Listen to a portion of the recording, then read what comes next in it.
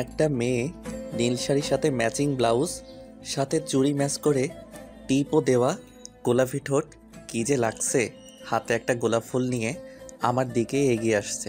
আমার সামনে আসার পর হাঁটু গেড়ে বসে বলল, আই লাভ ইউ। আমি কী করব কিছুই বুঝতে পারছি না।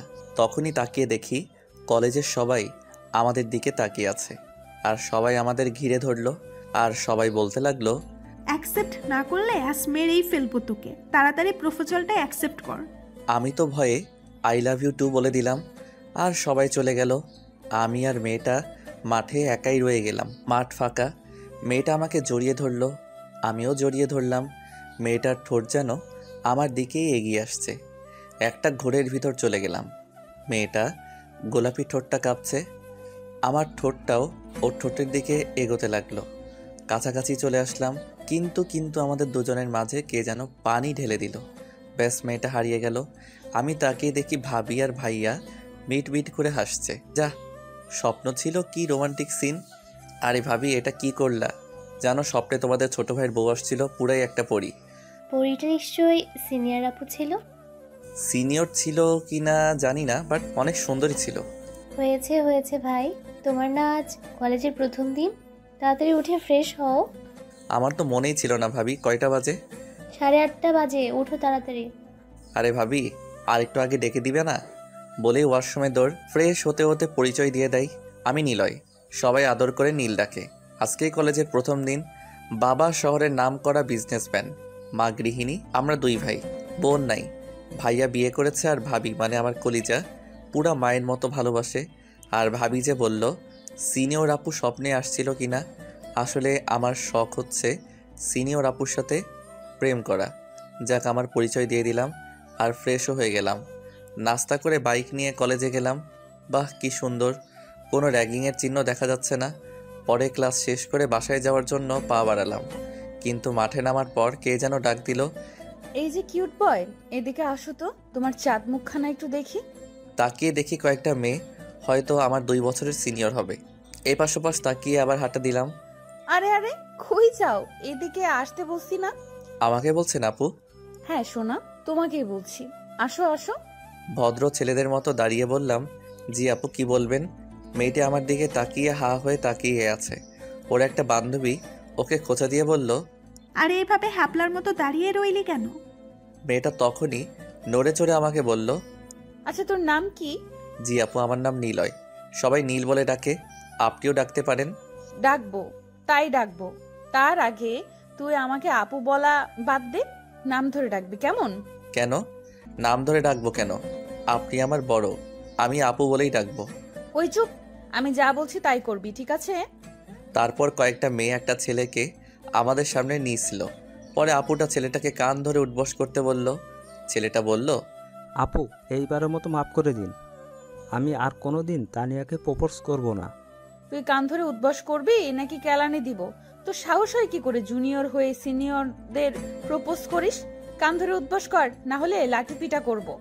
ছেলেটা ভয় পেয়ে তো কান ধরে উঠবস শুরু করে দিছে। আমি তো মনে করেছিলাম র্যাগিং নেই এই কলেজে। এই কলেজে তো মেয়েরা র্যাগিং করে, আর সিনিয়রের সাথে প্রেম অসম্ভব। কি চকলেট বয়, কি ভাবছো? নাম ধরে ডাকবা নাকি ওর মতো কান ধরে উদ্বাস করবা? আচ্ছা আপু, নাম ধরে ডাকবো, কিন্তু আমি তো আপনার নামই জানি না। আমার নাম নীলা, দেখো না কি মিল আমাদের নামে, তাই না? মেয়েটা বলল, হ্যাঁ তাই তো। আচ্ছা আপু, আমি এখন যাই। এই কথা বলাতে মনে হয় মহাভারত অশুদ্ধ করে ফেলেছি। কি, তোকে নাম ধরে ডাকতে বললাম? সরি নীলা, সরি, আর ভুল হবে না। কি ডেঞ্জারাস মেয়ে রে বাবা। আচ্ছা যা, আর কাল থেকে সব সময় আমার সাথে দেখা করে ক্লাস করবি কেমন? মনে যেন থাকে। এখন সোজা বাসায় যাবি, একটুও দেরি করবি না। আচ্ছা বাবা গো, বড় বাচ্চা বেঁচে গেলাম। এক দৌড়ে বাইকের কাছে এসে বাইক নিয়ে দে দৌড়। কি রে নীলা, ছেলেটাকে ছেড়ে দিলি কেন? যাই হোক, ছেলেটা কিন্তু জোস দেখতে, কি কিউট, মনে হয় এখনো পুরা বাচ্চা বাচ্চা লাগিস। নীলা, ছেলেটাকে আমার পছন্দ হয়েছে রে। ওই তোরা নজর দিবি না, এই চিকনা আমার, ওকে দেখে আমি ফিদা হয়ে গেছি রে। তানিয়া, ওকে আমার লাগবে বুঝলি, ওর দিকে কেউ নজর দিবি না, দুলা ভাই হয় তোদের। বাসায় এসে হাঁপাচ্ছি। আরে আমি তো বাইক নিয়ে আসছি, তাহলে হাঁপাচ্ছি কেন? আরে আমার ভাইটা এভাবে হাঁপাচ্ছে কেন? আর বলো না ভাবি, কলেজ থেকে বড় বাচ্চা বেঁচে আসলাম। আরে কি কি উল্টাপাল্টা বলছিস? হ্যাঁ, ঘোরায় ফিরে না বলে সোজাসাপটা বল। আরে ভাবি, আজকে কলেজে গিয়ে দেখি সব ঠিকঠাক, মানে শান্তশিষ্ট। বাট ক্লাস শেষ করে মহা বিপদে পড়ে গেছিলাম। পরে সব খুলে বললাম। কি? আমার ভাইকে হুমকি দে? বজ্জাত মেয়ের সাহস কত! আরে ভাবি বাদ দাও তো, আমার ভীষণ ক্ষুধা লাগছে, খেতে দাও। যাও ফ্রেশ হয়ে আসো, আমি খাবার দিচ্ছি। খেয়ে দিয়ে দিলাম একটা ঘুম। ঘুম থেকে উঠে দেখি বিকাল 5টা বেজে গেছে। তাই ফ্রেশ হয়ে বের হলাম একটু ঘোরাঘুরি করার জন্য। যেই না মোড়টা ঘুরবো তখনই কার সাথে যেন খেলাম ধাক্কা। তাকাতেই দেখি নীলা আপু আমাকে চর মারতে গিয়ে থেমে গেল। যাক বাবা, এবারও বেঁচে গেলাম। কিরে চকলেট বয়, কই যাচ্ছিস? আরে আপু আপনি? এই তো ঘুরতে বের হলাম। কেমন আছেন? কোথায় যাচ্ছেন? সবই ঠিক ছিল, বাট আপু বলে ডাকলি কেন? তোকে না বলছি আপু না বলে ডাকতে? ইয়ে মানে ভুলেই গেছি, আর হবে না। তা বললে তো হবে না, এখন তোকে শাস্তি পেতে হবে। আরে আপু সরি, এই কি বলে ফেললাম। কি তুই আবার আপু বললি? সরিতে কাজ হবে না, এখন তো তোকে শাস্তি পেতেই হবে, কোনো কথা চলবে না। সরি নীলা, ভুল হয়ে গেছে, প্লিজ মাফ করে দাও। তো শাস্তি হচ্ছে আমাকে কপালে একটা চুমু দিবি এখন, কেমন? আর না হলে কান ধরে উদ্বস করবি 10 বার। কোনটা করবি কর তাড়াতাড়ি। আরে নীলা, আমি তো সরি বললাম, মাফ করে দাও। না, কোনো মাফটাফ নাই, তাড়াতাড়ি কর। কোন শাস্তি মেনে নিবে? আরে কপালে তো ভালোবাসার মানুষটাকেই ভালোবাসার পরশ এঁকে দিতে হয় না। আমি নীলার কপালে চুমু দিতে পারবো না। 10 বার কান ধরে উঠবস, আবার এই পাবলিক প্লেসে? না না, কোনোটাই করব না। কিরে কই হারাই গেলি? তাড়াতাড়ি কর, কি করবি? কান ধরে উদ্বস নাকি কপালে একটা পাপ্পি দিবি? না, আমি কোনোটাই দিব না। তুই দিবি না, তোর ঘাট দিবে। বলেই ডানে বামে তাকিয়েই আমার মাথা ধরে তার কপালে আমার ঠোঁট জোর করে ধরে রাখছে, আর রাগী গলায় বলল, এবার পাপ্পি দে, না হলে খারাপ কিছু করে ফেলবো। কোনো কিছু করতে না পেরে তার কাছে হার মেনে দিলাম একটা চুমু। আর চুমু দেওয়াতে কি খুশি না হলো, আর সাথে সাথে আমার গালে দিল একটা ডিপ কিস। এটা কি হলো নীলা, তুমি আমায় কিস করলা কেন? কেন, তোর ভালো লাগে নাই? দাঁড়া এবার ঠোঁটে একটা দেই। না না থাক, আমার অনেক ভালো লেগেছে। এখন আমি যাই, কেমন? কাল দেখা হবে কলেজে। আচ্ছা যা, বাট কোনো মেয়েদের দিকে তাকাবি না, কথাও বলবি না, বুঝলি? মনে যেন থাকে। আর যদি ভুলে যাস তাহলে শাস্তি তো আছেই। যা, এখন সন্ধ্যা হয়ে আসছে, বাসায় যা। আমিও বাসায় যাব। বলে একটা মিষ্টি হাসি দিয়ে চলে গেল। আর আমি ভাবির জন্য ফুচকা আর আইসক্রিম নিয়ে বাসায় চলে আসলাম। আসলে ভাবি ফুচকা আর আইসক্রিম অনেক ভালোবাসে। ফুচকা আর আইসক্রিম ভাবির হাতে দিয়ে রুমে চলে আসলাম। একটু ফেসবুকে ঘোরাঘুরি করতে লাগলাম। তখনই ভাইয়া রুমে আসলো। কিরে নীল, নতুন কলেজ কেমন কাটলো? ভালো ভাইয়া। ভাইয়ার সাথে কথা বলে খাওয়া দাওয়া শেষ করে শুয়ে শুয়ে ভাবছি নীলা আপুর ভাব ভালো না, মনে হয় আমাকে পছন্দ করে। যাক, আবারও আশাটা পূরণ হবে। সিনিয়র আপুর সাথে প্রেম করা, এসব উল্টাপাল্টা ভাবতে ভাবতে ঘুমিয়ে পড়লাম। আমি কোথায়? এত অন্ধকার কেন? তখনই কে যেন একটা দরজা দিয়ে ভিতরে ঢুকলো, কিন্তু তাকে দেখে কেমন জানি চেনা চেনা লাগছিল। আমার কাছে এসেই তার ঠোঁট আর আমার ঠোঁট মিলিয়ে দিল। বাট কিন্তু পালিয়ে এলো কোত্থেকে? চোখ খুলে দেখি ভাবি মগ নিয়ে রাগী লোক নিয়ে দাঁড়িয়ে আছে। চোখ দেখে তো ভয় পেয়ে গেছি। আরে ভাবি, এইভাবে তাকাই আছো কেন? ভয় লাগতেছে। তোমায় কতক্ষণ ধরে ডাকছি, ওঠো না কেন? ঘড়ির দিকে একবার তাকাও, 1 ঘন্টা ধরে ডেকে যাচ্ছি। আমি ঘড়ির দিকে তাকিয়ে দেখি 9টা বাজে। দেখি তো আমি দৌড়ে কোনো মতে ফ্রেশ হয়ে কলেজে চলে আসছি। ভাবি বলছিল খেয়ে আসতে, আমি বাহিরে খেয়ে নিব বলেই চলে আসছি। এসে দেখি ক্লাস শুরু হয়ে গেছে। অনুমতি নিয়ে রুমে ঢুকে ক্লাস করতে লাগলাম। এর মাঝেই নীলা এসে হাজির। দরজার সামনে দাঁড়িয়ে স্যারকে বলছে, স্যার, নীলকে একটু দরকার ছিল, যদি একটু নীলকে আসতে দিতেন। আরে নীলা মামুনি, তুমি আসতে গেলে কেন? আমায় একটা ফোন করতে, আমি নীলকে পাঠিয়ে দিতাম। আরে স্যার সমস্যা নাই, এখন নীলকে পাঠিয়ে দেন একটু। নীল যাও, নীলা তোমায় ডাকছে। আমি ভাবছি নীলা আসাতে স্যার এইভাবে ঘাবড়ে গেল কেন। পরে বাহিরে আসলাম, আর নীলা আমার হাত ধরে টানতে টানতে একটা ফাঁকা রুমে নিয়ে গেল। আমি তো ভয় পেয়ে গেলাম, বাট তাও বললাম, আরে আপু এইখানে নিয়ে আসলেন কেন? যা, মনে হয় ভুল কিছু বলে ফেললাম। কি, তুই তো একটা দোষ করেই আছিস, এখন আবার আপু ডাকলি, ডাবল অপরাধ করে ফেলেছিস। এখন বল কি শাস্তি দিব তোকে? সরি নীলা, কেমনে জানি মুখ ফসকে বের হয়ে গেছে, আর হবে না। দাঁড়া, তোর মুখ যেন না ফসকায় তার ব্যবস্থাই করছি। বলে আমার কাছে এগিয়ে এসে কলার ধরে দিল একটা হ্যাচকা টান। এক টানে একদম নীলাপুর গায়ের সাথে মিশে গেলাম। আপুর নিঃশ্বাস আমার মুখের উপর পড়ছে। কেমন জানি একটা নেশায় হারিয়ে যেতে লাগলাম। কিন্তু আপু যে এই কাজটা করবে তার জন্য মোটেও প্রস্তুত ছিলাম না। মানে আমায় কিস করে বসলো। আমার চোখ তো ছানা বড়া হয়ে গেল। কি হলো কিছুই বুঝতে পারলাম না। আপু আমার 3 মিনিট পরে ছেড়ে দিল আর হাঁপাতে হাঁপাতে বলল, আর কোনো দিন মুখ ফসকালে আরো অন্য কিছু করে বসবো। এইদিকে আমার তো কি থেকে কি হয়ে গেল কিছুই মাথায় ঢুকছে না। আমি আপুর দিকে ঘোর লাগা চোখে তাকিয়ে আছি। আপু এটা দেখে আবার কিস দেওয়া শুরু করলো। এমনভাবে কিস করছে যেন অমূল্য সম্পদ ফিরে পেয়েছে। আমার দম বন্ধ হয়ে আসছে আর আপুর ছাড়ার নামই নাই। একটু পরে ছেড়ে দিয়ে বলল, এটা আমার সাথে সকালে না দেখা করে ক্লাসে যাওয়ার শাস্তি। আচ্ছা শাস্তি কি কেউ এইভাবে কিস দেয় নাকি? আপনি তো একটা লুচু মেয়ে। এই লুচুমে বলছে? তুই কি তাহলে? হ্যাঁ, তুই লুচু ছেলে। না আমি লুচু না।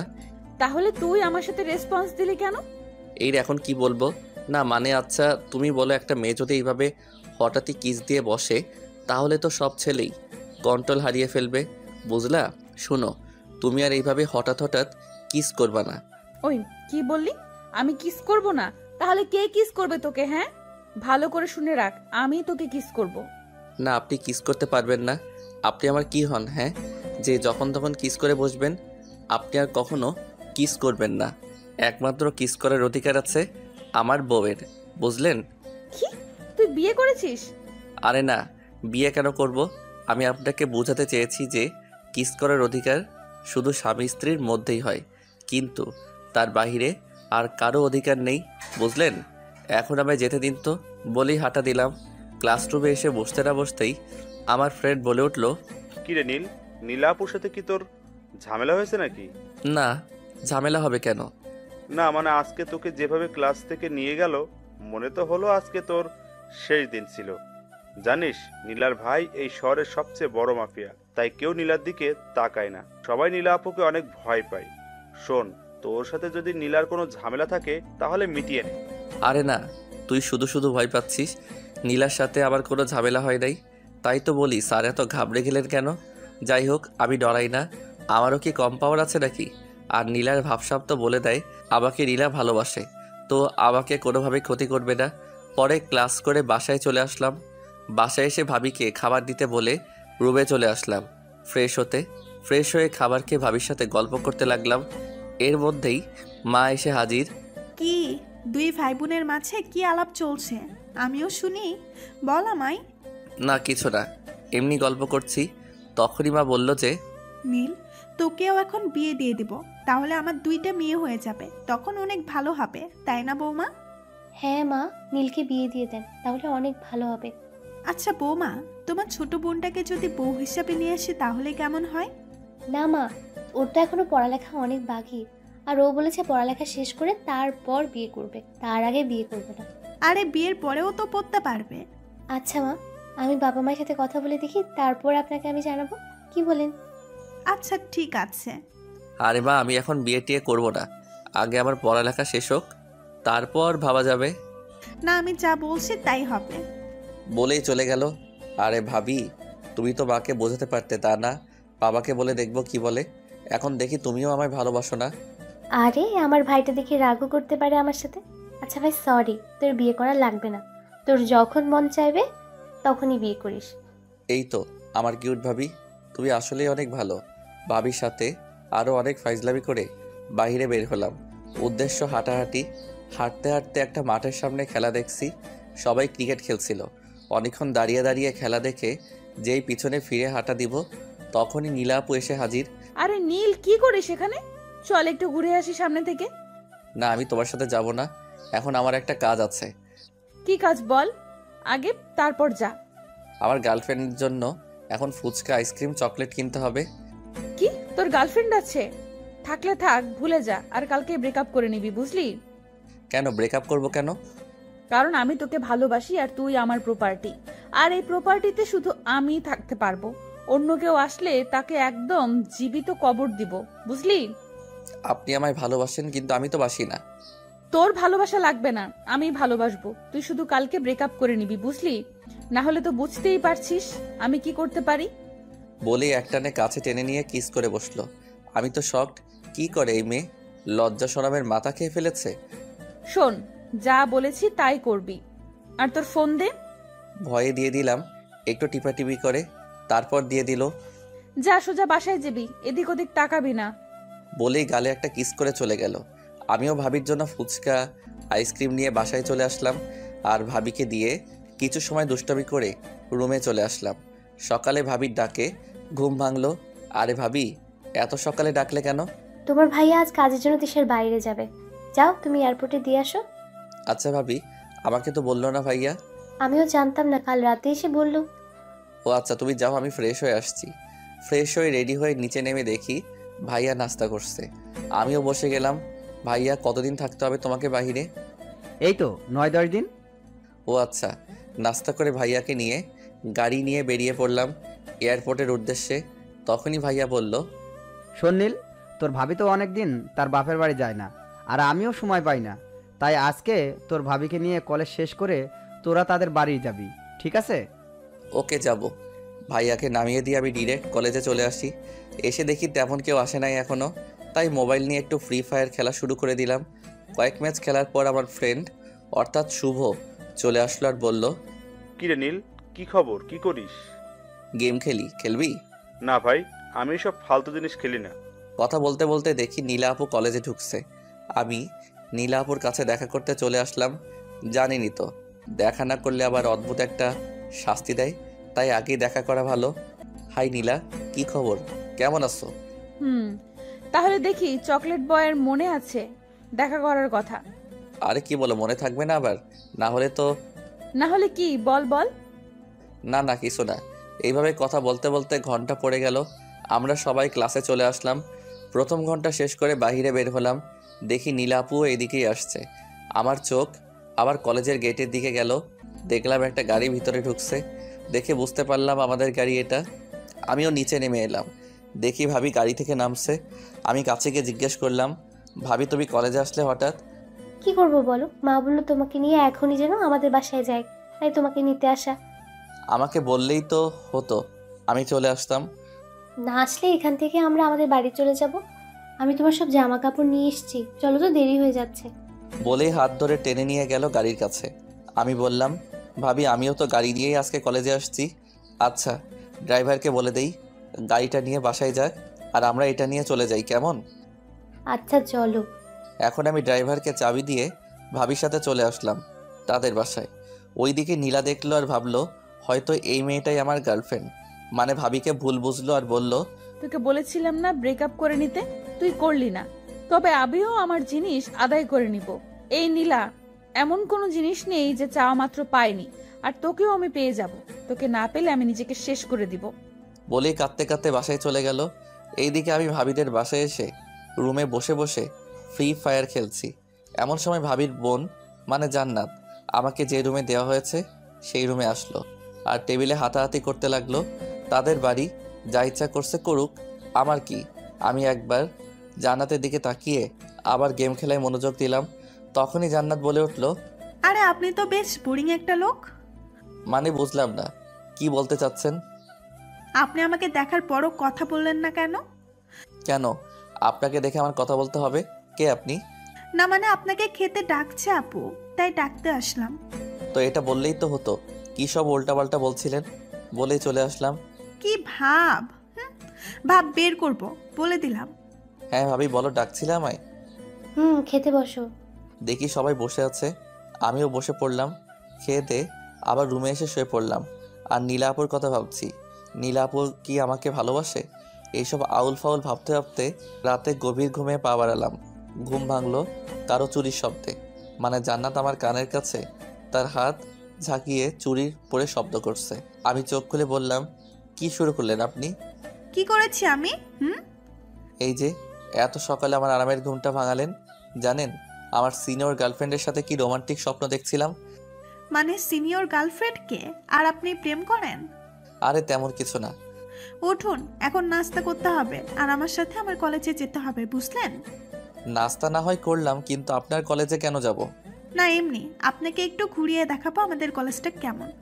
এবার তাড়াতাড়ি উঠে ফ্রেশ হয়ে নিচে আসুন। আপনি যান, আমি আসছি। ফ্রেশ হয়ে নিচে নেমে নাস্তা করে জান্নাতের সাথে তার কলেজে আসলাম।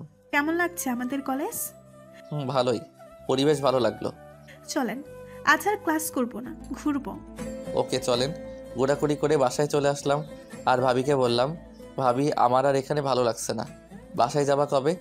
কেন, কালকেই তো আসলাম আর তুমি এসব বলছো? আর কয়েকদিন থেকে তারপর না হয়ে যাব। ঠিক আছে, তুমি যা বলবা তাই। আমি রুমে গেলাম। ফ্রেশ হয়ে আসো, আমি খাবার দিচ্ছি। আচ্ছা। আমি ফ্রেশ হয়ে টাওয়েল পরেই ফোন টিপছিলাম, ঠিক তখনই জান্নাত নক না করে রুমে আসলো আর আমাকে দেখে দিল এক চিৎকার। আমিও ওর সাথে সাথে দিলাম চিৎকার। পরে আমি প্যান্ট আর একটা শার্ট নিয়ে ওয়াশরুমে দিলাম দৌড়। কাপড় পরে বের হয়ে দেখি রুম ফাঁকা। যাক বাবা, বাঁচা গেল। নিচে গিয়ে দেখি জান্নাত টেবিলে বসে খাবার খাচ্ছে, কিন্তু আমি কি করে ওর সামনে যাব ভেবে পাচ্ছি না। তখনই ভাবি বলল, নীল, খেতে বসো। না মানে বসছি। কোনো মতে খেয়ে আবার রুমে এসে গা এলিয়ে দিলাম খাটে। আর তখনই নীলাপুর কথা মাথায় আসলো, যে পাগলি মেয়ে আমায় ভালোবাসে ঠিকই বলতে পারছে না। আমিও যে পাগলিটাকে অনেক ভালোবেসে ফেলেছি। আর দেরি করা যাবে না, ও বলুক আর না বলুক, এখান থেকে গিয়েই আমার মনের কথাটা বলে দিব। কয়েকদিন ভাবিদের বাসায় থেকে চলে আসলাম ঠিকই, কিন্তু কলেজে যাই নাই। একদিন আমি রাস্তা দিয়ে হাঁটছি, তখনই দেখি নীলা আপু আসছে, কিন্তু আমার দিকে একবার তাকিয়ে আবার পাশ কাটিয়ে চলে গেল। আমি বেশ অবাকই হলাম যে মানুষটা আমাকে দেখলে কত প্রশ্ন শুরু করে দিত, কিন্তু আজ আমাকে পাশ কাটিয়ে চলে গেল। কেমন যেন বুকের ভিতরটা চিনচিন করে উঠল।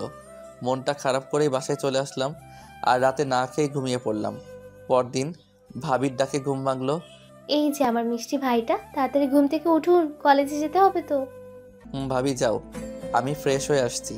আজকে কেন যেন বাইক নিতে মন চাইলো না, তাই রিক্সা করে কলেজে চলে আসলাম, কিন্তু নীলা আপুকে দেখতে পেলাম না।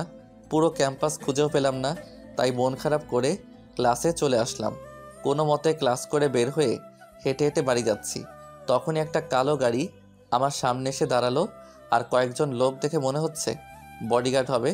আমি কিছু বলতে যাব, তখনই একজন আমার নাক বরাবর একটা স্প্রে করলো আর আমার মুহূর্তেই যেন ঘুম চলে আসলো। আমি আর দাঁড়াতে পারছি না, পড়ে যাচ্ছি। আর মনে নাই, চোখ খুলে দেখি আমি একটা অন্ধকার ঘরে একটা বিছানার পাশে একটা চেয়ারে বাঁধা অবস্থায় বসে আছি। ঠিক তখনই দরজাটা খুলে গেল আর যাকে সামনে দেখলাম তাকে দেখে আমি তো অবাক হয়ে গেলাম। দেখলাম নীলা ভিতরে ঢুকছে, সাথে 10 থেকে 20 জন লোকও আছে। সবাই বডিগার্ড টাইপ পোশাক পরে আছে। আর নীলা প্রায় দৌড়িয়েই আমার কাছে চলে আসলো আর ওই লোকদেরকে বলল, ইডিয়েট, ওকে এইভাবে বেঁধে রাখছে কে? ম্যাম, আমি বেঁধেছি। নীলা তখনই লোকটাকে একটা চড় মেরে বলল, এই, তোকে না বলেছি নীলকে এই বিছানায় শুইয়ে রাখতে? কেন বেঁধে রাখলি? হ্যাঁ, নীলের কষ্ট হচ্ছে না? সরি ম্যাম, আসলে আমি মনে করেছিলাম যদি ছেলেটার জ্ঞান ফিরে তাহলে হয়তো পালিয়ে যাবে, তাই বেঁধে রেখেছি। উফ, এত কথা বাদ দিয়ে নীলকে তাড়াতাড়ি খোল বলছি। ইস, কতই না কষ্ট পাচ্ছে। জি ম্যাম, খুলে দিচ্ছি। আমাকে বাঁধন খুলে দিয়ে লোকটা সরে গেল আর নীলা আমাকে জড়িয়ে ধরে কপালে গালে চুমু দিতে লাগলো আর বলতে লাগলো, এই নীল, তুমি কি বেশি কষ্ট পাইছো? প্লিজ জান, আমায় মাফ করে দাও। আমি তোমাকে কষ্ট দিতে চাই নাই, সত্যি বলছি। এই খাটটার উপর একটু বসো, আমি খাবার আনছি। তোমাকে তো অনেক সময় এখানেই নিয়ে আসছি। সব কথা একদমে বলল। তার মানে আপনি আমাকে কিডন্যাপ করেছেন? বাহ নীলাপু, আপনার ভাব দেখে মনে হয়েছিল আপনি আমায় পছন্দ করেন, কিন্তু আমি জানি না আপনার সাথে আমার বা আমার পরিবারের কোনো শত্রুতা আছে কিনা। সো এখন কি করতে চান আপনি? আমায় মেরে ফেলবেন? মারেন, কোনো সমস্যা নাই, মারেন মারেন, কিলমি। নীল প্লিজ, আমাকে ভুল বোঝো না। আসলে আমি তোমাকে সত্যিই ভালোবাসি। ভালোবাসেন তাহলে এসব কি আমাকে এখনে কেন নিয়ে আসলেন? এই আপনার ভালোবাসা ছিল নীলাপু? আমি যখন আপনি করে আর আপু বলে ডাকছিলাম, তখন নীলাপু কেমন যেন একটা ভাব, মানে দেখে মনে হচ্ছে অনেক কষ্ট পাচ্ছে আর রাগও হচ্ছে। তখনই নীলা বডিগার্ডদের বলল, আপনার এখন বাহিরে যান তাড়াতাড়ি। ওদের মধ্যে থেকে একজন বলে উঠল, ম্যাম, আপনাকে যদি কিছু করে ফেলে এই ছেলে, তখন স্যার তো আমাদের কাউকে ছেড়ে দিবে না। ওফো, তোমরা এত কথা বলো কেন? এখন আমার চোখের সামনে থেকে যাও বলছি, তাড়াতাড়ি। চিল্লাতে চিল্লাতে বলল। নীলাকে দেখেই মনে হচ্ছে ওদের এখনই কাঁচা চিবিয়ে খাবে। ওকে ম্যাম, যাচ্ছি। বলেই সবাই চলে গেল। নীলা দরজাটা লাগিয়ে দিল আর লাইট অন করলো। আমার সামনে এসে কান ধরলো আর বলল, নীল প্লিজ, আমাকে ভুল বোঝো না। আমি সত্যিই তোমাকে এইভাবে এখানে আনতে চাইনি। আমি জানি তোমার অনেক কষ্ট হয়েছে এখানে থাকতে। আচ্ছা ভালো কথা, বুঝলাম আপনি এখানে আমাকে ইচ্ছা করে আনেন নাই। তো কিসের জন্য আমায় এইখানে আনলেন? শুনো নীল, আমি তোমাকে আমার জীবনের চাইতেও বেশি ভালোবাসি। আর তুমি কি না অন্য একটা মেয়ের সাথে রিলেশন করে বেড়াচ্ছ? আমি তো তোমাকে বলেই দিয়েছিলাম যে তুমি যদি ওই মেয়েটার সাথে ব্রেকআপ না করো তাহলে আমি যে উল্টাপাল্টা কাজ করে বসবো। তাই আমি তোমাকে এখানে ধরে আনছি।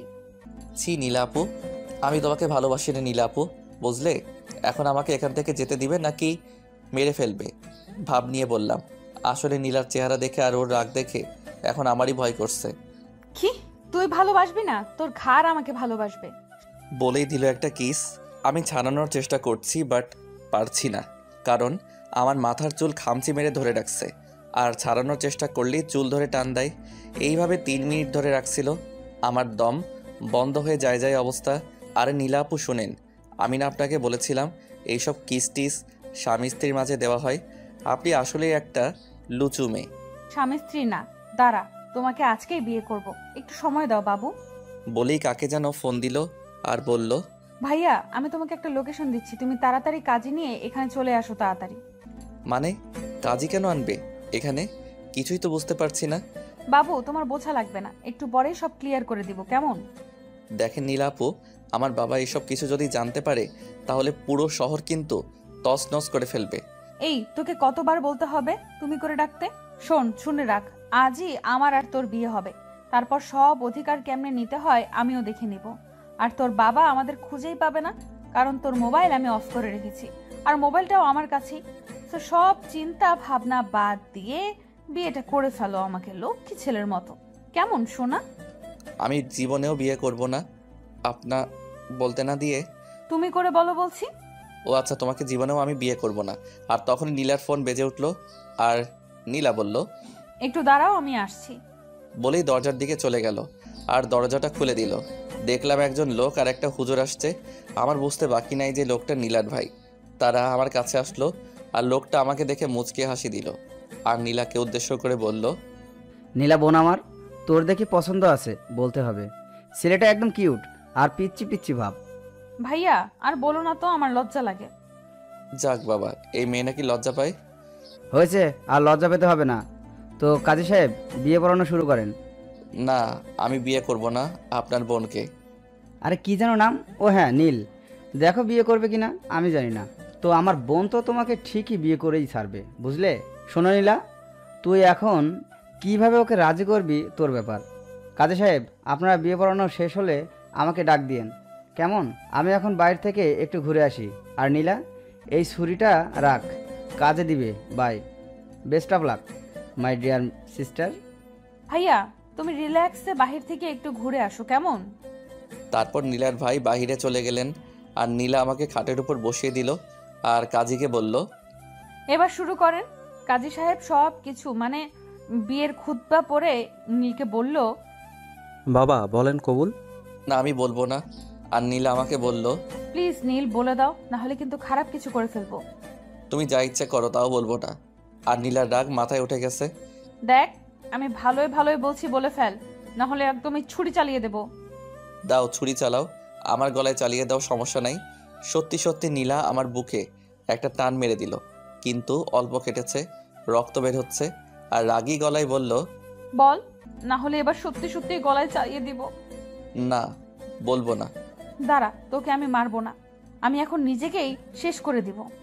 বলেই নীলার হাতে দিল একটা টান, সাথে সাথে রক্তে ফ্লোর ভিজে গেল।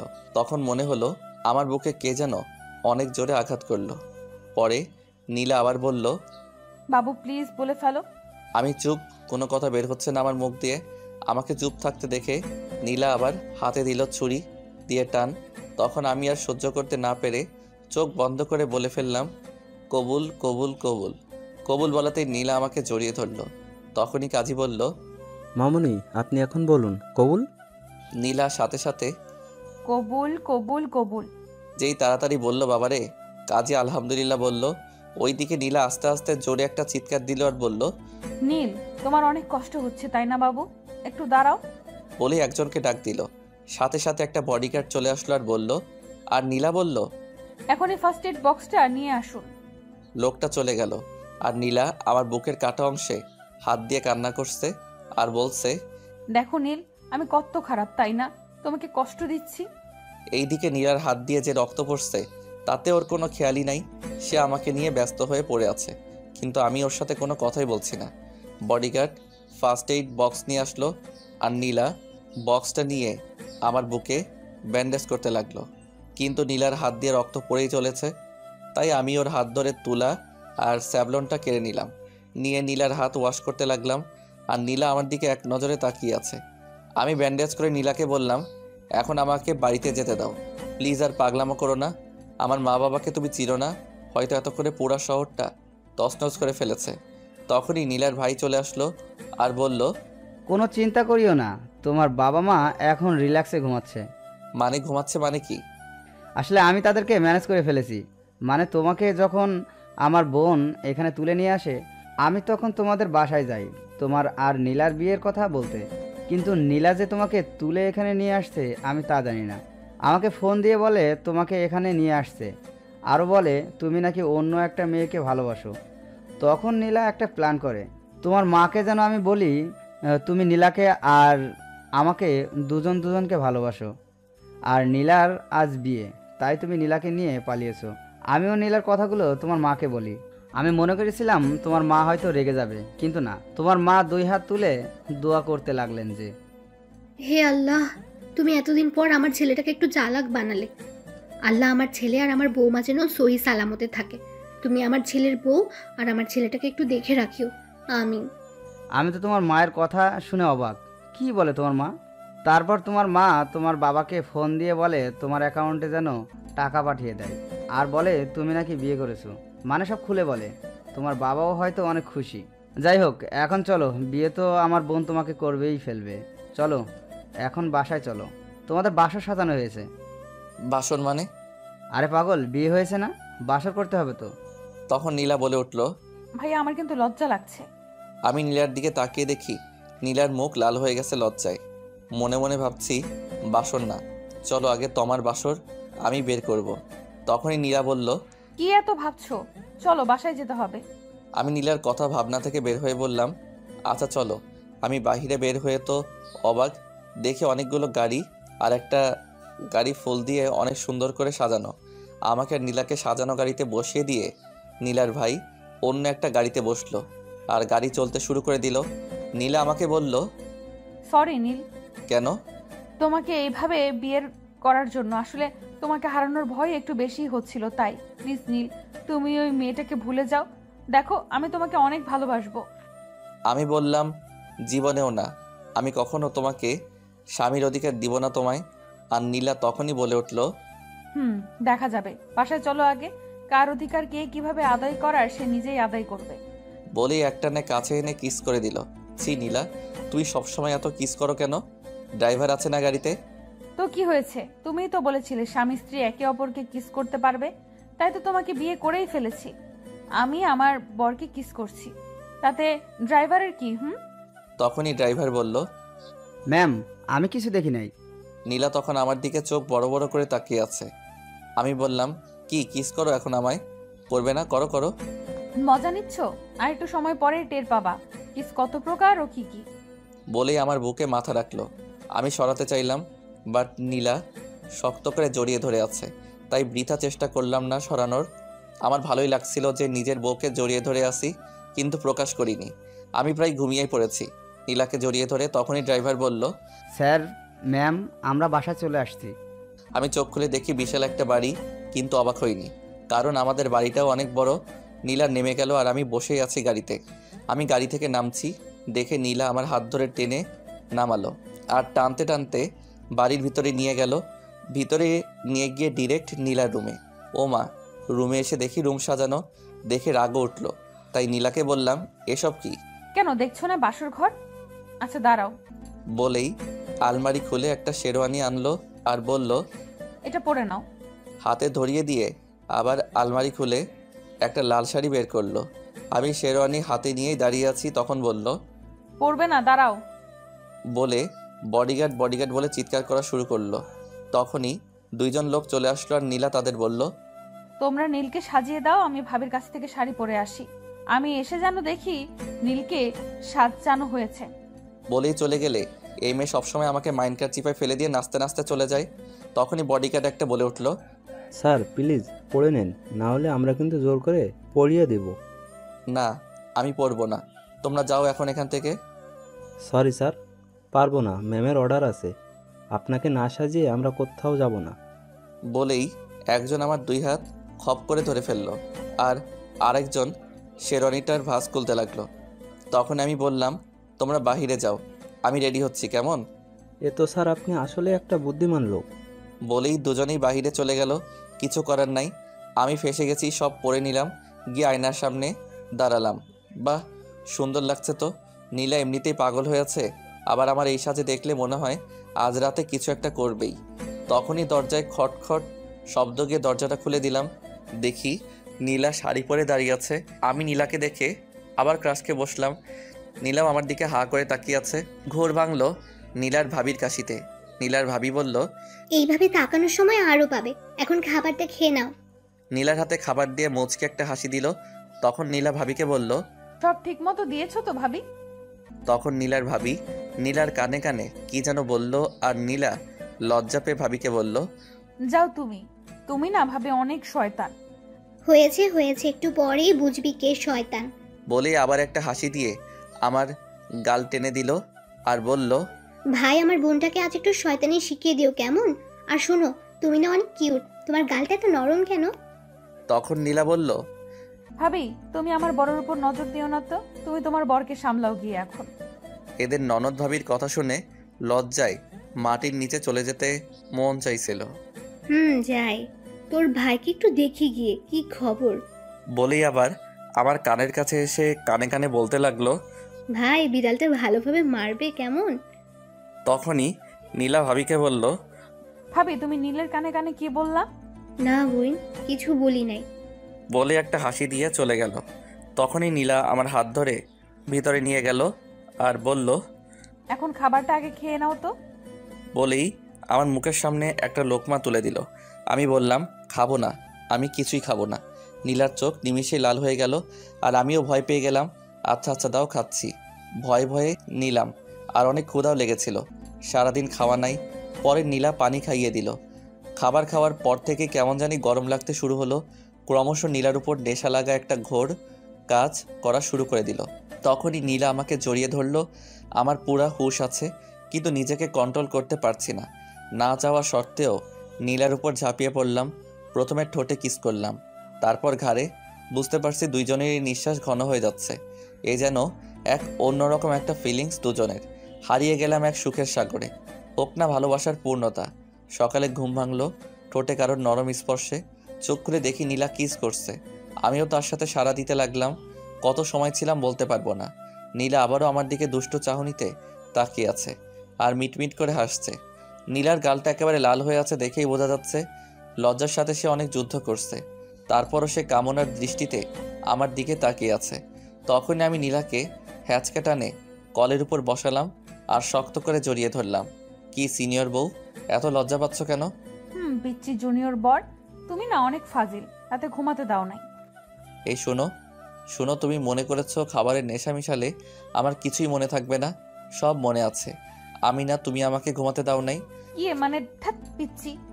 বলেই বুকে মুখ লুকালো। আমি মুখটা তুলে কিছুটা সময় তাকিয়ে থাকলাম, আবার ঘোর কাজ করা শুরু করে দিল। নীলার ঠোঁটটা আবার নিজের ঠোঁটের সাথে মিশিয়ে নিলাম। দুজন আবার সুখের এক সাগরে হারিয়ে গেলাম। পরে নীলা ওয়াশরুমে গিয়ে ফ্রেশ হয়ে আসলো, আমিও চলে গেলাম। কিন্তু আমার কাপড় নাই, তাই আবার বাহিরে চলে আসলাম। এসে দেখি নীলা আলমারি থেকে প্যাকেট করা কিছু কাপড় বের করছে। নীলার পিছে ফিরে আমার হাতে প্যাকেটটা দিল আর বলল, নাও গোসল করে এটা পরবা। আমি বললাম, এগুলো কি নীলা? প্যান্ট আর একটা শার্ট। আমি নীলার হাত থেকে নিয়ে বললাম, কই পেলে? বারে, আরে আমি এগুলো কবে থেকে তোমার জন্য কিনে রেখেছি, কিন্তু তোমাকে দিতে পারি নাই, তাই আজ দিলাম। যাও এটা পরবা। বলেই ঠেলে ওয়াশরুমে পাঠিয়ে দিল। ফ্রেশ হয়ে নীলের দিকে তাকিয়ে দেখি কালো শাড়ি পরেছে, আর আমার প্যান্ট শার্ট ও কালো পুরাই ম্যাচ হয়ে গেছে। সাদা শরীরে কালো শাড়ি, মনে হচ্ছে আসমান থেকে একটা পরী নেমে আমার সামনে দাঁড়িয়ে আছে। এক নজরে তাকিয়ে আছি, নীলাও তাকিয়ে আছে আমার দিকে। ঘোর কাটলো দরজায় ঠক ঠক আওয়াজে। নীলা গিয়ে দরজা খুলে দিল, আর আমি সামনে তাকিয়ে যা দেখলাম, দেখি নীলার ভাবি আর ভাই দাঁড়িয়ে আছে। আমাদের দেখে তারা দুজনেই শুধু মুচকি মুচকি হাসছে। আর নীলার গাল তো লজ্জায় লাল হয়ে আছে। আমারও বেশ লজ্জা লাগছে। তখনই নীলার ভাবি নীলার কানে কি যেন বলল, আর নীলা তার ভাবিকে বলল। ভাবি তুমি তো অনেক ফাজিল। তারা দুজনেই ঘরে প্রবেশ করলো। নীলার ভাই আমার কাছে এসে আমায় জড়িয়ে ধরে কেঁদে দিল। আমি সহ সবাই অবাক হয়ে গেলাম। আমি নীলার ভাইকে বললাম, ভাইয়া কি হলো, কান্না করছেন কেন? নীলার ভাই বলল, নীল ভাই আমার আমার পাগলি বোনটা তোমাকে অনেক অনেক ভালোবাসে। বলতে পারো নিজের জীবনের চাইতেও ও তোমাকে ভালোবাসে। যেদিন তুমি কলেজে একটা মেয়েকে নিয়ে গাড়ি করে কোথায় যেন গিয়েছিলে, সেই দিন নীলা আমাকে তোমার কথা বলে কান্না করে দিয়েছিল। এমনকি তুমি পরের দিন কলেজে যাওনি দেখে খাওয়া দাওয়া বাদ দিয়ে দিয়েছিল। আমার মাথায় তো কিছুই ঢুকছে না, মেয়ে নিয়ে তাও আবার গাড়িতে করে। তাই নীলার ভাইকে বললাম, আচ্ছা ভাইয়া, আমি কবে মেয়ে নিয়ে গাড়িতে আর কোথায় বা গিয়েছিলাম? তখন নীলার ভাই বলল, এই তো সপ্তাহখানেক আগে। আমি তখন নীলাকে বলেছিলাম তোমাকে নীলার সাথেই বিয়ে দিব। তখন নীলা একটু শান্ত হয়। তখন আমার মাথায় আসলো, আরে সপ্তাহখানেক আগে তো আমি ভাবির সাথে তাদের বাড়িতে গিয়েছিলাম। নীলা কি সন্দেহটাই নাই করেছে আমাকে। তখনই মাথায় একটা শয়তানি বুদ্ধি আসলো। মনে মনে হাসি পেয়েছে বুদ্ধিটা আসার কারণে। তখনই নীলার ভাইকে বললাম, ভাইয়া নীলাকে নিয়ে কোনো চিন্তা আপনি করবেন না, আমি নীলাকে দেখে রাখবো। আর এখন আমাকে বাড়িতে যেতে হবে। অনেক বুঝিয়ে সুজিয়ে নীলার ভাইকে রাজি করিয়ে একাই বাসায় রওনা দিলাম। নীলা আসতে চেয়েছিল, আমি আনি নাই, কারণ বুদ্ধিটা কাজে লাগাতে হবে তো। নীলাদের বাসার ড্রাইভার আমাকে আমার বাসার সামনে নামিয়ে দিল। আমি বাসার কলিং বাজালাম। তখনই মা আসলো। দরজাটা খুলে আমার পেছনে তাকাতাকি করছে। আমি যে পুরো একটা দিন একটা রাত না বলে বাসায় আসি নাই, তা নিয়ে তার কোনো মাথা ব্যথা নাই। সে কি যেন খোঁজাখুঁজি নিয়ে ব্যস্ত। তখনই মা বলে উঠল, কি রে নীল, আমার বৌমা কই রে? তুই একা আসলি কেন? মায়ের কথা শুনে অবাক আমি ভেবেছিলাম মা আমাকে বলবে, বাবা তুই কাল কই ছিলি, জানিস কত চিন্তা করেছি, রাতে ঘুমাতে পারি নাই, ইত্যাদি ইত্যাদি। ও মা, তা না বলে বলছে কি বৌমা কই। আমি রেগে গিয়ে বললাম, কিসের বৌমা? মা উল্টা রাগ দেখিয়ে বলল, মেয়েটাকে নিয়ে পালালি আর এখন বলছিস কিসের বৌমা? মানে বল, মেয়েটার কি ক্ষতি করেছিস আর কোথায় রেখে আসছিস? আমিও মজা করে বললাম, বিক্রি করে দিয়েছি। এই কথা মা শুনে আমাকে বলল, তুই একটু এখানে দাঁড়া, আমি আসছি। আমিও ভদ্র ছেলের মতো দাঁড়িয়ে রইলাম। ওরে আল্লাহ, একটু পরে দেখি মা ঝাড়ু খুন্তি নিয়ে হাজির। এসে ঝাড়ু দিয়ে উড়াধুরা মাইর দিতে লাগলো। আমি কিছুই শুনতে চাই না, যা এক্ষুনি মেয়েটাকে নিয়ে আয়। কোত্থেকে আনবি তুই জানিস, বেরো বাড়ি থেকে। আমার মেয়েটাকে নিয়ে তারপর বাড়ি আসবি।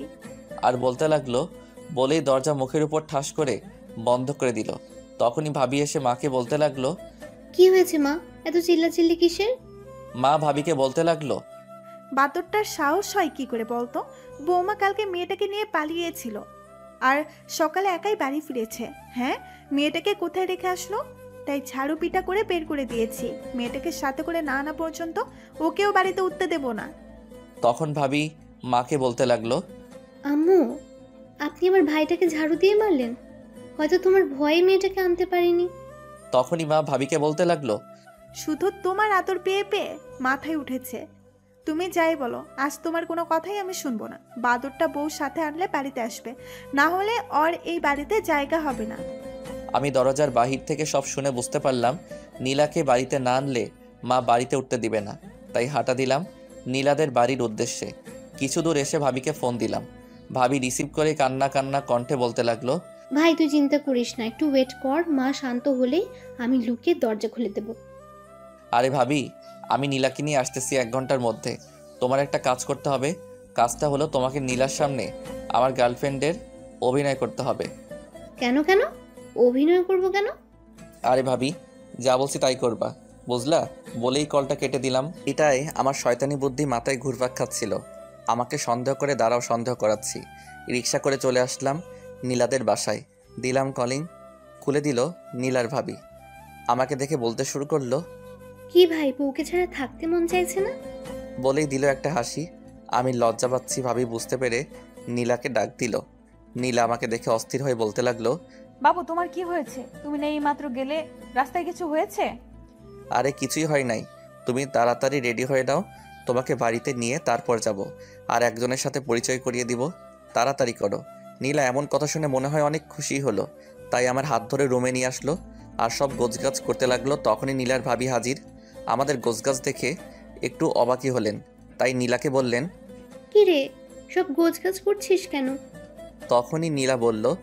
ভাবি শ্বশুর বাড়ি চলে যাব, তাই রেডি হচ্ছি। নীলার ভাবি বলতে লাগলো। আজই চলে যাবি? হ্যাঁ। দাঁড়া, তোর ভাইকে ডেকে আনি, তোর ভাই কি বলে দেখি। বলেই চলে গেলেন। নীলার ভাই এসে আমাদের যা বললেন তা শুনে আমি তো শিহরিত হয়ে গেলাম।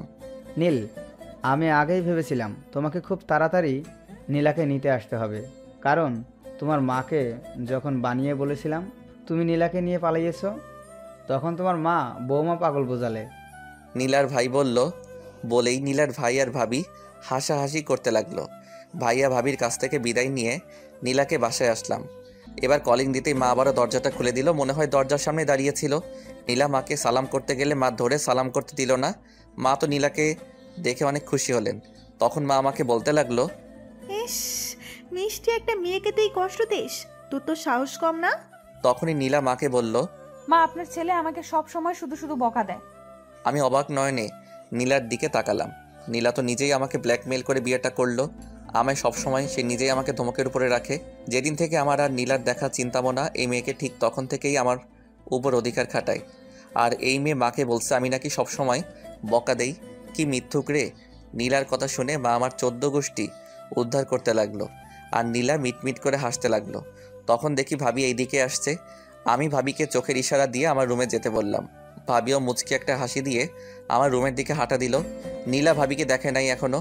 মা নীলাকে ভিতরে নিয়ে আগেই খাবার টেবিলে বসালো। আর মা নিজ হাতে নীলাকে খাইয়ে দিতে লাগলো। আমাকে অবশ্য মা খেতে বলেছিল। আমি না খেয়ে রুমে চলে আসলাম। এসেই ভাবিকে কি কি করতে হবে বলে দিলাম। আমি বারবার দরজা দিয়ে উকি দিয়ে দেখতে লাগলাম নীলা আসছে কিনা। নীলা আসছে বুঝতে পেরে ভাবিকে বললাম, ভাবি অভিনয়টা শুরু করে দাও। ভাবিও শুরু করে দিল। তখন ভাবি আমাকে বলতে লাগলো। শোনা, তুমি কালকে কোথায় ছিলে জানো? আমি তোমার জন্য কত চিন্তা করেছি। আরে বাবু আর বলো না, কালকে এক পেতনি আমাকে জোর করে তুলে নিয়ে গিয়ে বিয়ে করেছে। তুমি একটু চিন্তা করো না কেমন? 6 মাস পরে ওকে ডিভোর্স দিয়ে তোমাকে বিয়ে করব। কেমন? তুমি আমাদের বাসায় আসলে কখন? এই তো জান, সকালে আসছি আর তোমার জন্য ওয়েট করছিলাম। তুমি যদি আসো, তো তুমি তো এসেই গেছো তখনই। নীলা দিল একটা চিৎকার। নীল, এই মেয়েটা কে? তখন ভাবি নীলার দিকে ফিরল। নীলা বলতে লাগলো। আরে এটা তো সেই মেয়ে যে কলেজে তোমার সাথে একদিন দেখেছিলাম। আমি তো এই মেয়েকে মেরেই ফেলবো, তার আগে তোকে মারবো। বলেই ভাবির হাত ধরে ঘর থেকে বাহির করে দিল আর দরজাটা লাগিয়ে দিল। দরজা লাগিয়ে আমার এদিক ওদিক কি যেন খুঁজতে লাগলো। তখনই দেখলো পড়ার টেবিলের উপর একটা ছুরি পড়ে আছে। নীলা ছুরিটা হাতে নিয়ে আমাকে আক্রমণ করবে। তখন আমি চোখটা বন্ধ করে নিলাম, কিন্তু অনেকটা সময় পার হয়ে গেল, তাও কিছু করলো না। নীলা আমাকে কিছু করছে না দেখে আমি আস্তে আস্তে চোখ খুলে দেখি ভাবি আর নীলা একসাথে দাঁড়িয়ে মিটমিট করে হাসছে। আর আমি তাদের দেখে বেকুব বনে গেলাম। তখন নীলা একটু শব্দ করে হাসি দিল আর আমাকে বলতে লাগলো। কি গো পিচ্চি, অ্যাক্টিং তো ভালোই পারো। তুমি মনে করেছো আমি এসব দেখে কষ্ট পাবো? না, একদম না। কারণ আমার শাশুড়ি আম্মা আমাকে বলেছে তোমার একটা বড় ভাই আছে এবং তার একটা কিউট মিষ্টি দেখতে বউও আছে, এবং সে তোমাকে ভাইয়ের মতো ভালোবাসে, সেটাও বলেছে। সরি সুইটি ভাবি, ভাবি আমার, আমি তোমাকে সেই দিন কলেজে সন্দেহ করেছিলাম নীলের সাথে দেখে। আরে পাগলি বোন আমার, এটা তো স্বাভাবিক বিষয়, আমি কিচ্ছু মনে করিনি। তুমি আমার এই ভাইটাকে একটু দেখে রাখবা কেমন? একটু বোকা আছে, তুমি চালাক বানাই দিবা। আচ্ছা তোমরা কথা বলে আমি যাই, এখানে থেকে কাবাব মেয়ে হাড্ডি হতে চায় না। ভাবি আপনি এখন একটু যান, এই পিচ্চিটার ক্লাস নিব এখন একটু। ভাবি চলে গেল আর নীলা দরজা লাগাই দিল আর আমার দিকে আস্তে আস্তে আগাতে লাগলো। এই মেয়ের ভাবসাব ভালো লাগছে না, কখন কি করে আল্লাহই জানে। আমি পিছাতে পিছাতে দেয়ালের সাথে ঠেকে গেলাম আর নীলা আমার দুই পাশে হাত দিয়ে দেয়ালে আমার সাথে লেপ্টে দাঁড়ালো। তখন দুজনেরই নিঃশ্বাস ভারী হয়ে যাচ্ছে। নীলা প্রায় মাতাল থুক্কু মাতালনি হয়ে গেছে। দিল 2 ঠোঁট এক করে, দীর্ঘ সময় ধরে কিস করে শেষে এসে ঠোঁটে দিল একটা কামড়। কি হলো এটা? কামড় দিলা কেন? ভাবির সাথে নাটক করছো তাই এই শাস্তি দিলাম। যাও, তোমার সাথে কথা নাই বলেই খাটের উপর বসে পড়লাম। ব্যাস, নীলা আরও সুযোগ পেয়ে গেল আর আমার কাছে এসে বসলো আর আমার দিকে আর চোখে তাকাতে লাগলো আর মিটমিট করে হাসতে লাগলো। এই বাবু, রাগ করলা নাকি? না, আমি রাগ করতে পারি? দাঁড়াও, তোমার রাগ ভাঙাচ্ছি বলে ধাক্কা দিয়ে খাটের উপর ফেলে দিল। কি আর বলবো, সবসময় খালি রোমান্টিক অত্যাচার করে, বুঝলেন? যাক, এক রাউন্ড হয়ে গেল। নীলা আর আমার বিয়ে হয়েছে, এটা আমাদের পরিবার ছাড়া অন্য আত্মীয় স্বজন জানে না। তাই একটা বড় করে অনুষ্ঠান করা হলো। সবাই নীলাকে পছন্দ করেছে, করবেই না বা কেন? রূপে গুণে সব দিক দিয়েই পারফেক্ট। আর নীলা এখন মা বাবা ভাইয়া ভাবি সবার নয়নের মণি। ইতিমধ্যে ভাবি প্রেগনেন্ট, তার জন্য সবাই অনেক অনেক হ্যাপি। তো একদিন খাবার টেবিলে সবাই বসে খাবার খাচ্ছি, তখন মা বলে উঠল, কি রে নীল, বড় বৌমা তো খুশির খবরটা শোনালো, তোদেরটা কবে শুনবো? মায়ের এমন কথা শুনে আমার গলায় খাবার আটকে গেল। ভাবি পানি এগিয়ে দিল, এক ঢোকে পুরো গ্লাস মেরে দিলাম। তখন বাবা বলে উঠল, এই সাবিনা, কি বলো এসব? ছেলেটা লজ্জা পেয়েছে, কখন কি যে বলো না। তখন নীলার দিকে তাকিয়ে দেখি মহারানী লজ্জায় লাল নীল আকার ধারণ করতেছে। নীলা কোনো রকম খাবার শেষ করে দিল একটা দৌড়, আমিও দিলাম দৌড়। এক দৌড়ে ঘরের বাহিরে চলে আসলাম। বন্ধুদের সাথে আড্ডা দিয়ে সন্ধ্যার দিকে বাসায় আসলাম। এসে রুমে ঢুকে দেখি নীলা নাই। তার মানে মা আর ভাবির সাথে রান্না করছে। তাই মোবাইল নিয়ে ফ্রি ফায়ার ওপেন করে খেলতে লাগলাম। খেলতে খেলতে কখন যে নীলা আমার সামনে এসে দাঁড়িয়ে আছে খেয়ালই করি নাই। যখন আমার কাছ থেকে ফোনটা কেড়ে নিল তখনই টের পেলাম, দেখি মহারানী রাগে গজগজ করতেছে। কারণটা কি বুঝতে পারলাম না, তাই বললাম, কি হয়েছে, এমন রেগে আছো কেন? তখন লেডি টাইগারের মতো গর্জন দিয়ে বলে উঠল, বিয়ের আগে তো প্রতিদিনই ভাবিকে ফুচকা আইসক্রিম এনে দিতে, বিয়ের পরে আর আনো না কেন? এই রে, আসলেই তো বিয়ের পরে নীলাকে পেয়ে এইসব জিনিসের কথা মনেই নাই। কি ভাবতেছো? যাও, আমার আর ভাবির জন্য নিয়ে আসো, গো কুইক। ধাক্কা দিয়ে বের করে দিল রুম থেকে। কোনো উপায় না পেয়ে চলে গেলাম দোকান থেকে আইসক্রিম, ফুচকা, চকলেট এক গাদা বেশি বেশি নিয়ে আসলাম। সবগুলা ওদেরকে জোর করে খাওয়াবো, কত খাইতে পারে এসব অখাদ্য কুখাদ্য। বাসায় ঢুকলাম, তখনই নীলা ডেকে ভাবি রুমে নিয়ে গেল। দেখলাম ভাইয়াও আছে। ভাইয়া আমার হাতে এতগুলো কুখাদ্য দেখে বলল, কিরে এসব কি? আরে ভাইয়া আর বলিও না, আমি নাকি বিয়ের পর থেকে আর কিছু এনে খাওয়াই না, তাই আজকে একসাথে সব খাওয়াবো। তখনই নীলা আমার হাত থেকে সব কুখাদ্যগুলো কেড়ে নিল আর খাওয়া শুরু করে দিল। আমি মনে করেছিলাম খাইতে পারবে না, এতগুলো ওমা দুইজন মিলে খাচ্ছে তো খাচ্ছেই। আমি আর ভাইয়া একে অপরের দিকে তাকাচ্ছি। যাক বাবা, সব সাবার করে দিল, কিছুই রাখে নেই আমাদের জন্য। তখন মায়ের ডাক, সবাই চলে গেলাম। মা রাতের খাবারের জন্য ডেকেছিল, তাই খেতে গেলাম। খাওয়া দাওয়া শেষ করে রুমে আসতেই নীলা আমাকে ধাক্কা দিয়ে খাটের উপরে ফেলে দিয়ে বলতে লাগলো, আমাদের পরিশ্রম করা কম হয়ে যাচ্ছে, তাই না? কিসের পরিশ্রমের কথা বলছো তুমি? ওই তো দুপুরে মাকে বললেন তারা নাতি নাতনির মুখ দেখতে চায়। ওরে ফাজিল মেয়ে, খাবার টেবিলে তো লজ্জায় লাল নীল হচ্ছিলে, এখন সেই লজ্জা গেল কই? আইসে, সেখানে বাবা ভাইয়া ছিল তাই লজ্জা পাইছি, এখানে তো তুমি আর আমি, তাই লজ্জার কি আছে? দাঁড়াও, আজকে দেখাবো মজা। কিচ্ছু পারবা না। কি আমি পারবো না? আজকে গুডে গুডে 3 রাউন্ড মারবো। আমি আর নীলা ঘুরতে বের হয়েছি, দুজনে একটা পার্কের বেঞ্চে বসে গল্প করছি। হঠাৎই নীলা আমার কাঁধের উপর মাথা রেখে পড়ে যেতে রইল। সাথে সাথে ধরে নিলাম, দেখি নীলা জ্ঞান হারিয়েছে। তাই আমি খুব চিন্তায় পড়ে গেলাম, কি হলো এটা, হঠাৎ করে জ্ঞান হারালো কেন? আমার তো এক প্রকার কান্নায় চলে আসলো। আমি কান্নাই করে দিলাম। হঠাৎ একজন লোক এসে বলল, কি হয়েছে মেয়েটার, আর আপনি বা কান্না করছেন কেন? আসলে আমরা ঘুরতে আসছিলাম, হঠাৎ কি হয়ে গেল কিছুই বুঝতে পারছি না, ও জ্ঞান হারাই ফেলছে। লোকটা আমাকে এক বোতল পানি এগিয়ে দিয়ে বলল পানিটা নীলার মুখে ছিটিয়ে দিতে। আমিও লোকটাকে ধন্যবাদ দিয়ে নীলার মুখে পানি ছিটিয়ে দিলাম। তখন নীলা আস্তে আস্তে চোখ খুলল আর আমাকে কান্না করতে দেখে বলল, আরে পাগল, কি হয়েছে, তুমি কান্না করছো কেন? তখন লোকটা বলল, মা, তুমি জ্ঞান হারাইছো দেখে ছেলেটা পাগলের মতো কান্না করেছে এতক্ষণ। তখন নীলা বলল, আসলে হঠাৎ করেই আমার মাথা ঘুরিয়ে আমি জ্ঞান হারিয়ে ফেলেছি, কেন এমন হলো বুঝতে পারছি না। লোকটা বলল, তোমরা কি বিবাহিত? নীলা লজ্জা পেয়ে বলল, হ্যাঁ চাচা, আমরা বিবাহিত। তখন লোকটা একটা মুচকি হাসি দিয়ে বলল, বাবা, তুমি মামুনিকে ডাক্তারের কাছে নিয়ে যাও, তাহলেই বুঝতে পারবে মামুনি কেন জ্ঞান হারিয়েছিল। বলেই লোকটা মুচকি হাসি দিয়ে চলে গেলেন। আমি আর নীলা হাবলার মতো হয়ে গেলাম। আমি নীলাকে নিয়ে ব্যস্ত হয়ে গেলাম, চলো চলো হাসপাতালে যেতে হবে। আরে পাগল, আমার কিছু হয়নি। আমি নীলার কথায় কান না দিয়ে ওর হাত ধরে হাঁটা দিলাম।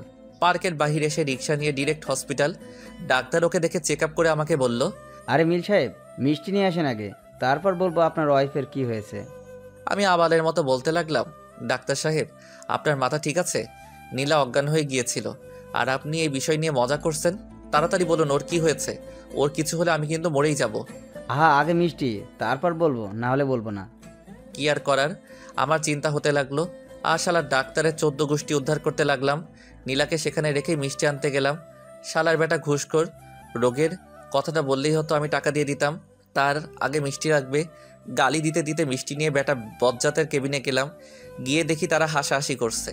আর ডাক্তার নীলাকে বলছে, আপনার বড়টা বোকা, একদম বোকা হলেও আপনাকে অনেক ভালোবাসে। আমার মাথায় আরও রাগ উঠে গেল। তাই বললাম, ডাক্তার সাহেব, আমায় কি আপনার বোকা মনে হয়? কোন অ্যাঙ্গেলে বোকা মনে হলো? আরে নীল সাহেব যে মিষ্টি নিয়ে আসছেন, আরে আপনি কেন বোকা হতে যাবেন? তো মিষ্টির প্যাকেটটা দিন আমার হাতে। দিলাম বেটার হাতে মিষ্টি। ও মা, বেটা আমায় অবাক করে দিয়ে একটা মিষ্টি আমার মুখে ধরে বলল, ধরেন মিষ্টি খান, আপনি বাবা হতে চলেছেন। কি সত্যি বলছে ডাক্তার, আমি বাবা হব? আরে হ্যাঁ মশাই, আপনি বাবা হবেন। তাই আপনার মিস জ্ঞান হারিয়েছিলেন। ডক্টর সাহেবকে কত কিছু বলে গালি দিছি মনে মনে, বাট এখন খবরটা শুনে বেটাকে আদর করে দিতে মন চাইলো, কিন্তু দিলাম না। বেটাকে মিষ্টি খাইয়ে আমরা বাসায় রওনা দিলাম। রিকশায় বসে নীলার হাত ধরে আছি। তখনই নীলা হাতটা ঝাটকা দিয়ে সরিয়ে নিল। কি হলো এটা? ন্যাকা কি হলো? জুনিয়র হয়ে সিনিয়রকে প্রেগনেন্ট করে দিয়ে এখন ন্যাকা সাজা হচ্ছে? আরে আমার দোষ নাকি? সব দোষ তোমার নিজের। নিজেই সবসময় রোমান্টিক অত্যাচার করে প্রেগনেন্ট হয়ে এখন আমার দোষ দিচ্ছ। দেখি নীলা লজ্জা পাইছে। তখন নীলা আমায় শক্ত করে জড়িয়ে ধরলো, আমিও জড়িয়ে ধরলাম। বাসায় চলে আসছি, কলিক দিলাম, ভাবি এসে দরজা খুলে দিলেন। ভাবির এখন 6 মাস প্রেগনেন্সি চলে। তাই ভাবিকে বললাম, আরে ভাবি, তুমি কেন দরজা খুলতে গেলে? আরে ভাই, মাথা গরম করে না, সবাই একটু ঘুমাচ্ছে, তাই আমি দরজাটা খুলে দিলাম। তখন ভাবি নীলার হাতে প্রেগনেন্সির কাগজ দেখে বলল, এটা কি দেখি? নীলা কাগজটা হাতে দিয়ে একটা দৌড় মারল। মনে মনে ভাবতে লাগলাম, এখন আমাকে ফাঁসিয়ে চলে গেল। আমি তো লজ্জায় মাথা নিচু করে ফেললাম।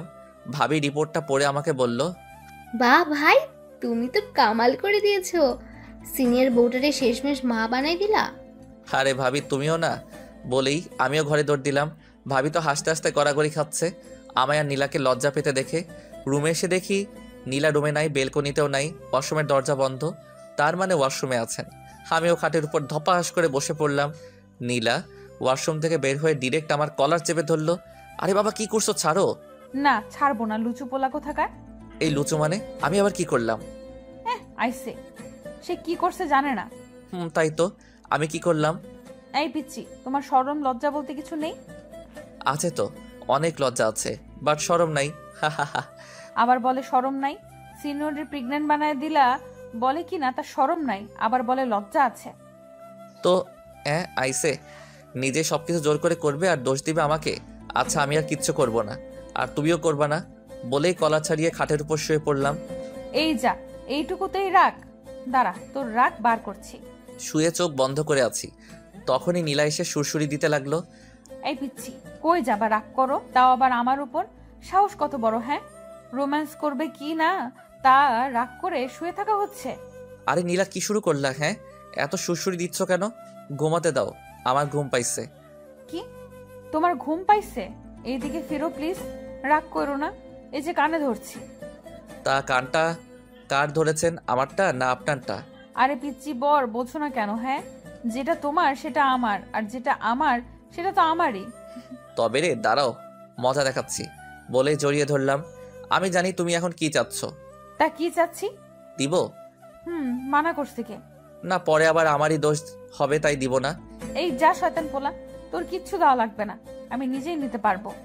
কি লুচু মেরে বাবা, বলে কিনা নিজেরটা নিজেই নিতে পারবে। কি লুচু বললো তো? এখন তো এই লুচুগিরি করতেই হয়। দিছে কিস করে। আমি ইচ্ছা করে রেসপন্স দিচ্ছি না দেখে মাথার চুল ধরে টানতে লাগলো। তাও রেসপন্স দিচ্ছি না, তাই ঠোঁটে এবার দিল কামড়। আমি হেরে গেলাম। রেসপন্স না দিলে ঠোঁটটাই ছিঁড়ে ফেলবে কামড়ে, তাই আমিও রেসপন্স দিতে লাগলাম। কিছু সময় পর ছেড়ে দিয়ে হাঁপাতে হাঁপাতে বলতে লাগলো, কি বলছিলাম না, নিজেদেরটা নিজেই আদায় করে নিব। বলে লজ্জা পেয়ে বুকে বুক লুকালো। পাগলি একটা। শুধুই তোমার পাগলি। আমারই তো, আর কারো হতেই দিতাম না। পাগল একটা। শুধুই তোমার। এইভাবে খুনসুটি হালকা দুষ্টুমিষ্টি ঝগড়ার মাঝে কেটে গেল 8টা মাস। আজ নীলার ডেলিভারি ডেট, তাই নীলাকে নিয়ে হাসপাতালে যাচ্ছি। নীলাকে যখন অপারেশন রুমে যাওয়া হচ্ছিল তখন পাগলিটা অনেক কান্না করছিল। এই নীল, আমার না অনেক ভয় করছে, প্লিজ তুমিও ভেতরে চলো না। এই পাগলি, কিচ্ছু হবে না, দেখো। না, আমি শুনেছি ডেলিভারির সময় নাকি অনেকেই মারা যায়। চুপ, একদম চুপ, একদম উল্টাপাল্টা কথা বলবা না। তোমার কিচ্ছু হবে না। তোমার কিছু হলে আমার কি হবে বলো? আমার কেন যেন মনে হচ্ছে আমি হয়তো আর বাদ। বললাম না তোমার কিছুই হবে না। তুমি আমায় কথা দাও তুমি ফিরে আসবে। কথা দাও বলছি। তুমি ফিরে না আসলে যে আমিও মরে যাব। এই না প্লিজ, তুমি মরার কথা বলো না। আচ্ছা আমি কথা দিচ্ছি আমি ফিরে আসব। ডাক্তার নীলাকে ভিতরে নিয়ে গেল। আমি বাহিরে নীলার জন্য ছটফট করতে লাগলাম। মনের মধ্যে ভয় শক্ত করে বাসা বাঁধতে শুরু করলো। আল্লাহকে ডাকতে লাগলাম, হে আল্লাহ, তুমি তো জানোই নীলাকে ছাড়া নীল একদম অসম্পূর্ণ। প্লিজ আল্লাহ, এই পাগলিটাকে আমার জীবন থেকে কেড়ে নিও না। তখনই ভিতর থেকে বাচ্চার কান্না ভেসে আসতে লাগলো। কিছু সময় পর একজন নার্স বাচ্চাটাকে নিয়ে বাইরে আসলো। আমি ছুটে তার কাছে গেলাম। নার্সটা হাসি মুখে বলল, আপনার ছেলে হয়েছে। নার্স, নীলা নীলা কেমন আছে? ও সুস্থ আছে তো বলেন প্লিজ। আরে ব্যস্ত হইন না, ডাক্তার বলতে পারবে। আমি ভিতরে যাব, নীলার কাছে যাব। যাবেন তো, একটু সময় পর। বলেই নার্সটা ভিতরে গিয়ে দরজাটা লাগিয়ে দিল। তখন আমি আমার ছেলের দিকে তাকালাম। মা, বাবা, ভাইয়া, ভাবি সবাই আমাকে ঘিরে ধরেছে আমার ছেলেকে দেখার জন্য। ছেলেটা একদম তার মায়ের মতোই কিউটের ডিব্বা। তখনই মা আমার ছেলে নিতে নিতে বলল, দে আমার নাতিকে আমার কোলে। ছেলেটাকে তার দাদির কোলে দিলাম। তখনই ডাক্তার বের হলেন মুখটা ভারী করে। তার মুখ ভার করা দেখে আমার কলিজা কেঁপে উঠল। আমি গিয়ে ডাক্তারের হাতটা চেপে ধরলাম। ডাক্তার সাহেব, আমার নীলা কেমন আছে? নীলা ঠিক আছে তো? আসলে মিস্টার নিলাই, আমি কি যে বলবো আপনাকে। আমার জান যায় যায় অবস্থা ডাক্তারের কথা শুনে। আপনি সরেন, আমি নীলার কাছে যাব। বলে এক দৌড়ে নীলার বেডের পাশে দাঁড়ালাম। দেখি চোখ বন্ধ করে আছে। আমার আত্মাটা বের হবার মতো হয়ে গেছে। চোখ দিয়ে অঝরে নোনা জল গড়িয়ে পড়তে লাগলো। এই নীলা, লক্ষ্মীটি একবার চোখটা খোলো প্লিজ। আমাকে এভাবে ছেড়ে যেতে পারো না তুমি। এই নীলা, তুমি না আমায় কথা দিছিলা আমাকে ছেড়ে যাবা না? প্লিজ চোখটা খুলো। বাহ, তুমি তো বেশ বেইমান হয়ে গেছো। কথা দিয়ে কথা রাখো না। কেন বেইমানিটা করলে আমার সাথে? বলে বেডের সাথে কপাল ঠেকিয়ে নীরবে কান্না করতে লাগলাম। কিছু সময় পর মাথায় কমল স্পর্শ পেলাম। এই স্পর্শটা আমার অনেক পরিচিত। হ্যাঁ, এটা নীলার স্পর্শ। নীলার মুখের দিকে তাকিয়ে দেখি মিটমিট করে হাসছে। এই পাগল, এইভাবে কেউ কান্না করে? আমার কিচ্ছু হয়নি। আমি যে আমার পিচ্চি পাগলটাকে কথা দিয়েছিলাম আমি ফিরে আসবই। তোমার সাথে একটু মজা করার জন্যই তো ডাক্তারকে মিথ্যা বলতে বলেছিলাম। তখনই যেন আমার মধ্যে আত্মাটা আবার প্রবেশ করলো। সাথে সাথে পাগলিটাকে জড়িয়ে ধরলাম আর মুখে কপালে গালে হাজারো ভালোবাসা এঁকে দিলাম। এই পিচ্চি কি করছো? দেখো দরজায় কারা দাঁড়িয়ে আছে। তাকিয়ে দেখি মা, বাবা, ভাইয়া, ভাবি, ডাক্তার সাহেব, নার্স সবাই দাঁড়িয়ে চোখের পানি মুছতেছে আর মুচকি মুচকি হাসতেছে। মা এসে বলতে লাগলো, কিরে শয়তান মেয়ে, আমার এইভাবে আমাদের কষ্ট দিতে তোর ভালো লাগে তাই না? আমি তোমাদের কষ্ট দিতে চাইছি নাকি? আমি তো দেখতে চাইছি আমার পিচ্চিটা আমাকে কতটা ভালোবাসে। তা কি দেখলি তোর পিচ্ছি কিরকম ভালোবাসে তোকে? ফাজিল মেয়ে আমার। অনেক অনেক অনেক ভালোবাসে আমায়। তা আমার বাবুই সোনা কই, আমার কাছে দিবা না নাকি? ভাইয়া বলল, এই যে আমার আব্বু তো আমার কোলে। নীলার কাছে দিতে দিতেই বলল। তখনই ভাইয়ার মেয়ে কান্না শুরু করে দিল। ওই যে দেখো আমার ছোট মামুনি আবার কান্না করতে লাগলো। মামুনিকে কোলে নেই এখন। ভাইয়ার মেয়ের বয়স 1 বছর। নীলা ছেলেটাকে কাছে নিয়ে আদর করতে লাগলো। এইভাবে কেটে গেল আরও 4টা বছর। আমাদের ছেলের বয়স আজকে 4 বছর পূর্ণ হলো। জন্মদিনের সব আয়োজন শেষ করে আমরা গল্প করতে বসেছি। তখনই অভ্র, মানে আমার ছেলের নাম, আর শ্রাবণী মানে ভাইয়ার মেয়ের, দুজনে আমাদের সামনে এসে বলতে লাগলো, বাবাই বাবাই, আমি শ্রাবণী আপুকে ভালোবাসি, শ্রাবণী আপুকে বিয়ে করব। হ্যাঁ মাম্মাম, তুমি তোমার ছেলের সাথে আমাকে বিয়ে দিয়ে দাও, আমি অব্রকে ভালোবাসি। এদের কথা শুনে আমাদের সবারই চোখ বড় বড় হয়ে গেল। তখনই মা বলল, দাদু ভাই, দিদুন, তোমরা বড় হও, তারপর তোমাদের বিয়ে দিব কেমন? আচ্ছা দিদুন, আমরা তাহলে এখন যাই, খেলবো কেমন? আচ্ছা যাও। এই তো এইভাবেই কাটতে থাকলো আমাদের সুখের সংসার। সুস্থ থাকবেন সবাই। অবিরাম ভালোবাসা রইল আমার পাঠক পাঠিকাদের জন্য।